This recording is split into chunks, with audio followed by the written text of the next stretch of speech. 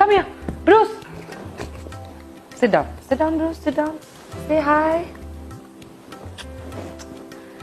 नमस्कार, जय माँ समलेश्वरी। आशा करुचे आपन को मोर ब्रूस बहुत भल लागला।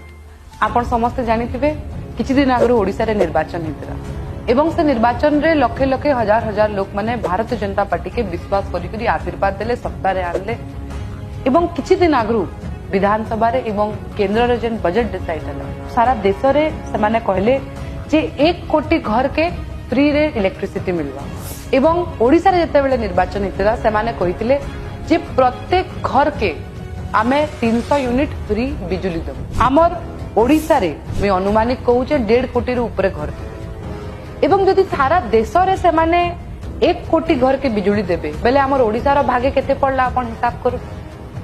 हमर ओडिसा रे भागे पड़बा मात्र 3 लाख घर तो 1.5 कोटी ऊर्ध्व खाली 3 लाख लोकों को से माने मागणा बिजुली देबे 300 यूनिट बाकी घर के केभे बिजली मिलबा जिन गरीब परिवार जिन लोक माने आज तांको विश्वास रे वोट देचन आज तांकर तरफरु प्रत्येक घर र तरफरु प्रत्येक ओडिसा र तरफरु मी तांको आज प्रश्न पचारबा के चाहू जे जदि खाली 3 लाख लोगन को 300 यूनिट से माने बिजली देबे बेले बाकी लोक माने काना करबे। मी आशा करू जे आपण माने ई विषय रे निश्चित भाव रे चिंता करबे।